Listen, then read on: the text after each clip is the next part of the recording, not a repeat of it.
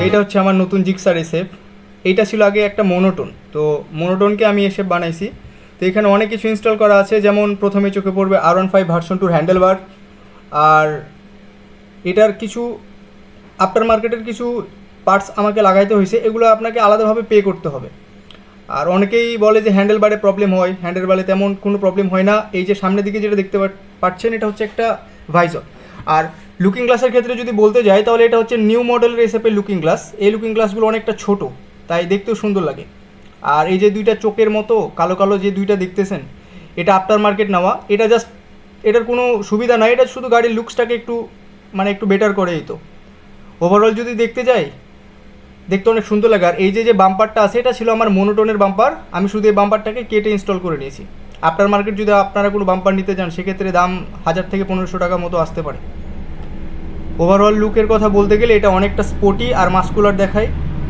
আর এখানে কিছু light, parking light ছিল যেগুলো আমি নিজে থেকে ইনস্টল করেছি। এগুলো ওদের চার্জের মধ্যে পড়ে না, এগুলো আপনাকে আলাদাভাবে পে করতে হবে। এই যে যেমন ট্যাঙ্কের ওপরে এখানে স্টিকার করা। আর হ্যান্ডেলবারের যে বিষয়টা আসতেছে, অনেকে বলে যে হ্যান্ডেলবার লাগানোর পর টার্নিং রেডিয়াস অনেকটা কমে যায়। তো টার্নিং রেডিয়াস আসলে কিছুটা কমে, কিন্তু এটা এতটাও প্যারা দেয় না। আপনি যখন ডে টু ডে লাইফ ব্যবহার করবেন এটা ইউজ টু হয়ে যাবে। আর এই হ্যান্ডেলটাকে লাগানোর জন্য যে দুইটা গুটলি দেখতে পাচ্ছেন, এই দুইটা গুটলি হচ্ছে আফটার মার্কেট লাগানো।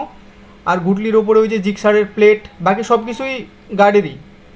আর এই যে তার যে কেবলগুলো আছে এগুলো অনেক ওটার সাথে লাগাইতে হয়, কারণ এই কেবলগুলো ঠিকঠাকভাবে না লাগালে অনেক সময় এগুলো ছিঁড়ে যাওয়ার সম্ভাবনা থাকে। ওভারঅল যদি বাইকের লুকসটা দেখেন তাহলে লুকসটা সম্পূর্ণ চেঞ্জ হয়ে যায় আর অনেকটা মাস্কুলার দেখায়।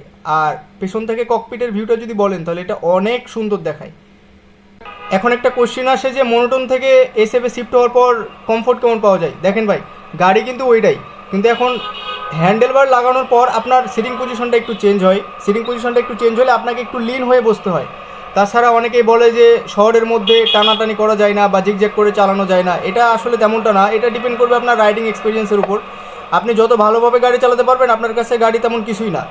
আর হ্যান্ডেলবারের কারণে আপনার সিটিং পজিশনটা অনেক বেশি স্পোর্টি হয়ে যাবে, আপনাকে বসেও ভালো লাগবে। সাধারণত এটা সিটিং পজিশনটা অনেকটা নিউ মডেলের এসএফের মতো হয়ে যায়, অত বেশি লিনও হতে হয় না, আবার অত বেশি প্রবলেমও হয় না। আপনি কমফোর্টলি রাইড করতে পারবেন। প্রথম হয়তো 1-2 দিন আপনার হয়তো একটু সমস্যা হতে পারে, সেটা এখন নতুন মোনোটোন যখন আপনি চালান তখন মোনোটোনের হ্যান্ডেলবারটা ছিল পাইপ হ্যান্ডেলবার, আর এটা হচ্ছে আপনার ক্লিপ অন হ্যান্ডেলবার।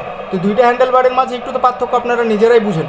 তো খুব একটা বেশি সমস্যা হবে না, সেটা সিটি রাইড হোক বা ডে টু ডে লাইফের রাইড হোক। আশা করি আপনারা বুঝতে পারছেন পুরো ভিডিওতে।